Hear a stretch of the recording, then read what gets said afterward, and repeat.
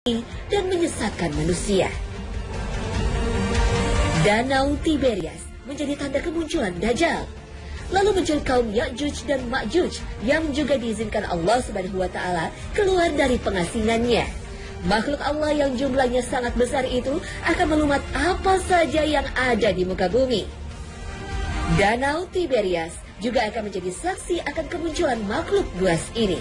Sementara krisis pangan akan melanda bumi hingga tak ada sedikit pun makanan tersedia. Lalu bagaimana nasib orang-orang mukmin? Pemirsa, semua itu akan menjadi sajian kami dalam Berita Hasanah hari ini.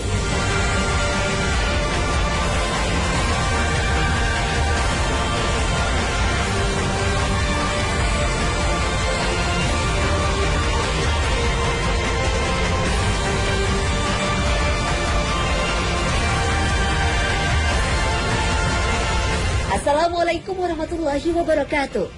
Danau Tiberias, danau air tawar yang terletak di antara bagian bawah dataran tinggi Golan, Suriah dan dataran timur kota Galilea, Palestina, menjadi saksi akan nubuat Rasulullah SAW bahwa menyusutnya debit air danau ini akan menjadi tanda akan datangnya Dajjal menjelang hari kiamat.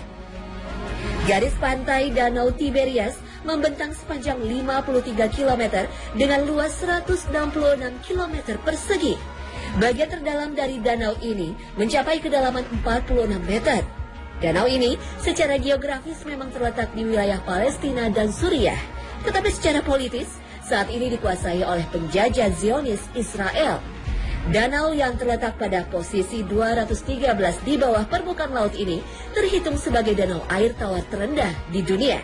Dan danau kedua terendah secara umum setelah Laut Mati yang airnya 9 kali lebih asin dari laut biasa.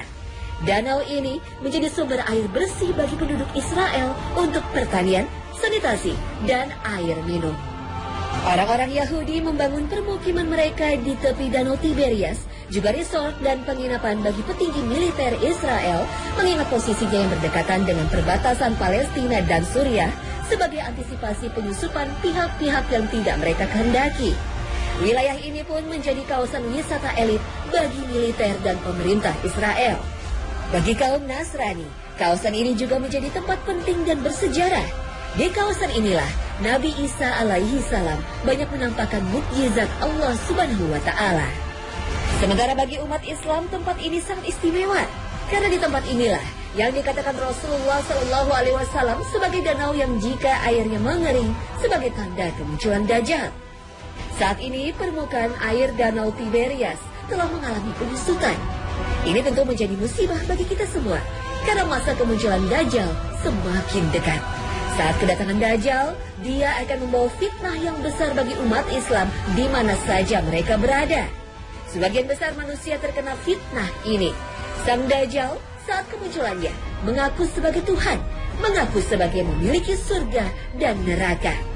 Beberapa informasi dari Nabi SAW menyebutkan bahwa kaum wanita adalah yang terbanyak mendatanginya, sehingga para laki-laki pulang menemui ibu, putri, saudari, dan bibi mereka, lalu mengikat mereka dengan kuat karena khawatir wanita-wanita itu keluar menemui Dajjal. Oleh karena itu, Rasulullah SAW bersabda, "Hal yang paling saya takutkan akan menimpa kalian adalah Al-Masih Ad-Dajjal."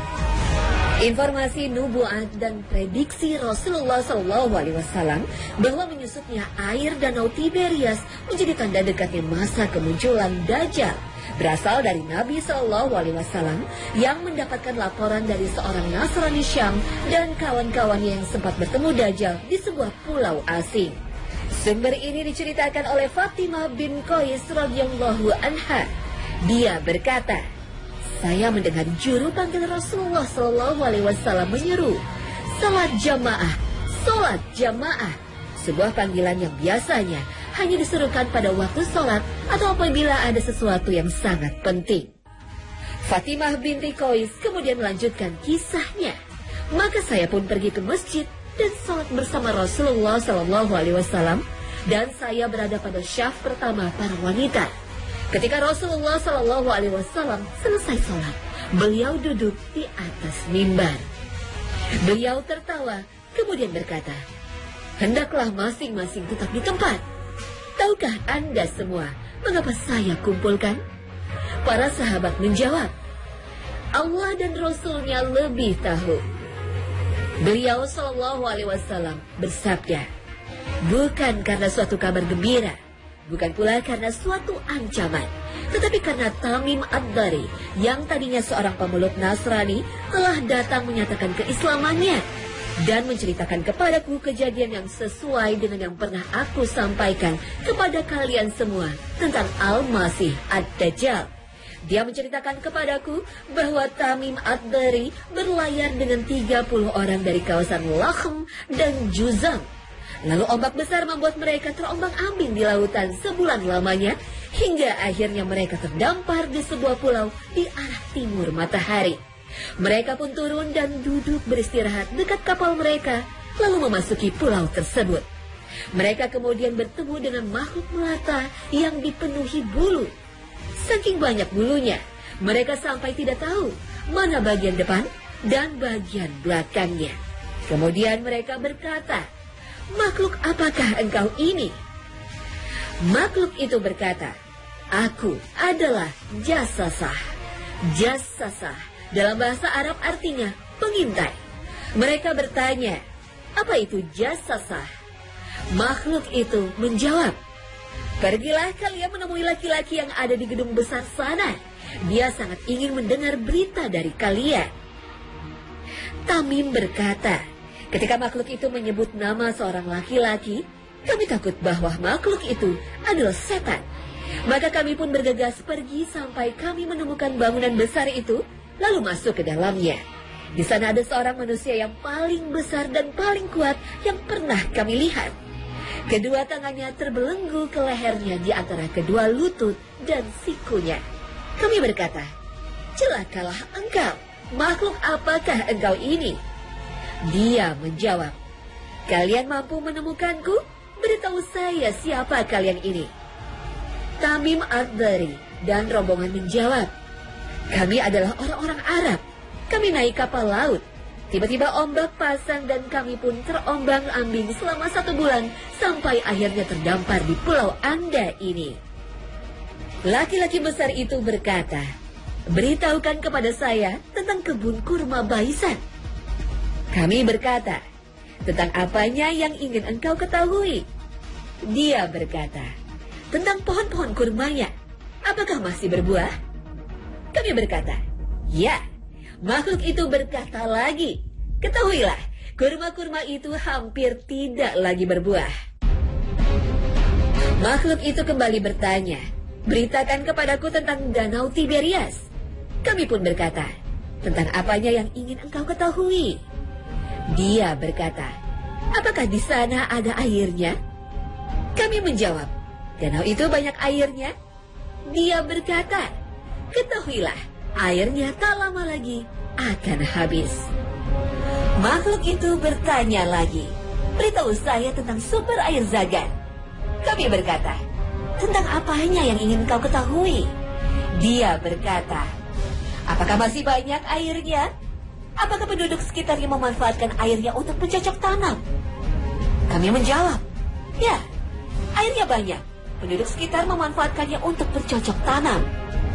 Dia berkata, beritakan kepada saya tentang nabi kaum yang Ummi. Apa yang telah dilakukannya? Tamim Ad-Dari dan rombongan menjawab, dia telah muncul di Mekah dan tinggal di Yasrib atau Madinah.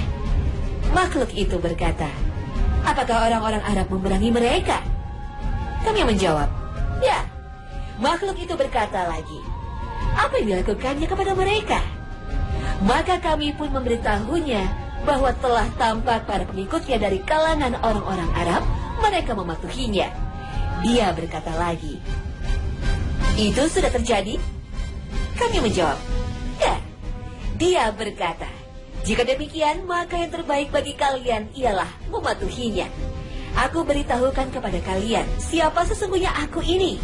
Aku adalah Al-Masih Ad-Dajjal. Hampir datang waktunya aku diizinkan keluar, lalu akan berjalan mengelilingi bumi. Tidak satu kampung pun yang tidak kusinggahi dalam waktu 40 malam, kecuali Mekah dan Taibah. Kata keduanya diharamkan atasku. Setiap kali aku berusaha untuk memasuki salah satu dari keduanya, aku akan dihadang oleh malaikat yang memegang pedang, mengusir saya menjauhi kedua kota itu. Setiap celah kota itu dijaga oleh para malaikat. Fatimah binti Qais yang mendengar dan menuturkan cerita ini berkata, Rasulullah SAW menghentakkan tongkat beliau ke mimbar dan berkata, inilah Taibah, inilah Taibah. Maksud beliau Taibah itu Madinah. Bukankah saya pernah menyampaikannya hal seperti ini kepada kalian? Para hadirin menjawab, benar. Rasulullah SAW melanjutkan, sesungguhnya apa yang disampaikan oleh Tamim membuatku kagum, karena sesuai dengan yang pernah saya sampaikan kepada kalian tentang Dajjal, Madinah, dan Mekah. Dajjal berada di Laut Syam atau Laut Yaman? Bukan, tetapi dia ada di timur. Dia ada di timur. Dia ada di timur. Beliau pun memberi isyarat dengan tangannya ke arah timur. Fatimah melanjutkan penuturannya. Maka saya pun menghafalnya dari Rasulullah SAW. Hadis riwayat Muslim. Hadis panjang yang diriwayatkan Imam Muslim ini menyebutkan bahwa salah satu tanda akan keluarganya Dajjal yang ditemui Tamim Ad-Dari adalah jika air danau Tiberias mengering. Saat itulah Dajjal muncul. Israel saat ini dilanda kecemasan yang tinggi karena debit air danau berkurang secara signifikan. Karena hal ini berpengaruh besar terhadap sektor pertanian, bahkan masa depan mereka di bumi penjajahan. Semenjak tahun 2004, pemerintahan Zionis memberi tanda untuk mengontrol debit air danau. Sungguh mengejutkan, semenjak tahun 2004, permukaan danau mengalami penyusutan setinggi 16 meter. Bahkan Menteri Pertanian Israel menyatakan secara terbuka melalui kantor berita mereka bahwa debit air danau Tiberias mengalami penyusutan yang mengkhawatirkan. Berita ini tentunya tidak saja menjadi ancaman bagi rezim Zionis Israel, tetapi juga bagi kita umat Islam. Karena penurunan permukaan air danau Tiberias adalah salah satu tanda dekatnya waktu kemunculan Dajjal.